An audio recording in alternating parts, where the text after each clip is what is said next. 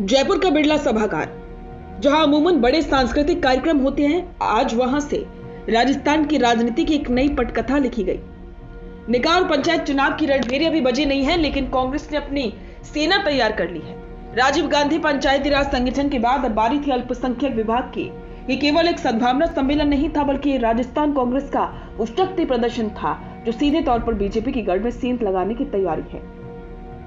PCC chief Govind Singh Dotasra जब मंच पर पहुंचे तो माहौल में जोश भर गया, लेकिन इस बार जनता सिर्फ तालियां बजाने नहीं गई थी, वो अपना हिसाब मांगने गई थी। सम्मेलन के दौरान ही एक स्वर उठा, निकाय और पंचायत चुनावों में अल्पसंख्यकों की भागीदारी का। भीड़ से आवाज आई कि टिकटों में हमारा हक कहां है। डोटासरा, जो अपनी बेबाकी के लिए जाने जाते हैं, उन्होंने माहौल के नब्ज को तुरंत ही पकड़ा। उन्होंने मंच से ऐलान किया कि आगामी चुनावों में अल्पसंख्यक वर्ग का पूरा ख्याल रखा जाएगा। उन्होंने साफ शब्दों में कहा कि आपका हक आपको जरूर मिलेगा। ये केवल एक आश्वासन नहीं था, बल्कि उन कार्यकर्ताओं को रिचार्ज करने की कोशिश थी जो जमीन पर पार्टी के लिए पसीना बहाते हैं। सम्मेलन का असली शो स्टॉपर कोई और नहीं बल्कि कांग्रेस के फायर ब्रांड नेता और राज्यसभा सांसद इमरान प्रतापगढ़ी थे। इमरान जब माइक पर पहुंचे तो उन्होंने अपनी चिरपरिचित शायरी के जरिए न केवल समा बांधा, बल्कि केंद्र सरकार पर तीखे तीर भी छोड़े।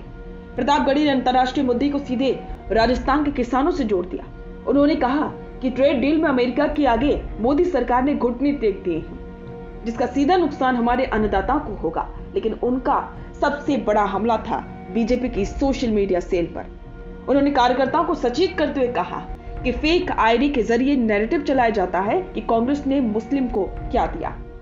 उन्होंने याद दिलाया कि इसी कांग्रेस ने इस मुल्क को राष्ट्रपति और प्रधानमंत्री दिए हैं। लेकिन इस सम्मेलन का सबसे टर्निंग पॉइंट तब आया जब बात केवल स्थानीय निकाय चुनावों से बढ़कर दिल्ली की दहलीज तक जा पहुंची। भाषणों के बीच से एक मांग उठी कि जिसने सियासी गलियारों में हलचल मचा दी। इस बार राजस्थान से किसी मुस्लिम चेहरे को राज्यसभा भेजा जाए। जैसे ये मांग उठी, मंच पर बैठे दिग्गजों के चेहरे पर भाव देखने लायक थे। इमरान प्रतापगढ़ी ने स्थिति को संभालते हुए कहा कि आपकी भावनाओं को आलाकमान तक जरूर पहुंचाया जाएगा।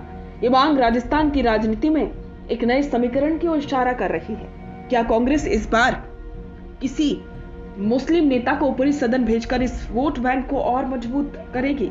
एक बड़ा सवाल है। आखिरकार कांग्रेस इतनी जल्दी में क्यों है? जवाब सीधा है, निकाय और पंचायत चुनाव। ये चुनाव विधानसभा और लोकसभा का आधार तैयार करते हैं। कांग्रेस जानती है कि अगर शहरी और ग्रामीण निकायों में पकड़ मजबूत करनी है तो अल्पसंख्यक वोट बैंक को रिजर्व नहीं बल्कि भागीदार बनाना होगा। ये सम्मेलन टिकटों की दावेदारी का एक प्लेटफॉर्म बन गया। अल्पसंख्यक वर्ग ने स्पष्ट कर दिया है कि वे केवल वोट बैंक बनकर नहीं रहेंगे, बल्कि उन्हें सत्ता में बराबरी का हक चाहिए।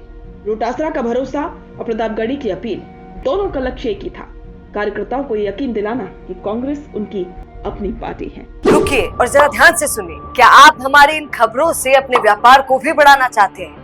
तो आप भी खबरों के दौरान इस तरह के एलिमेंट्स पर अपना विज्ञापन दे सकते हैं, या फिर ऐसे खबर के 1 मिनट बाद अपना पूरा विज्ञापन डलवाएं, जो कि 8 लाख से ज्यादा सब्सक्राइबर्स और फॉलोअर्स वाले द फैक्ट इंडिया चैनल्स और पेजेस से राजस्थान के कोने कोने में पहुंचेगा और इससे आपका व्यापार, ब्रांड सब कुछ बढ़ेगा।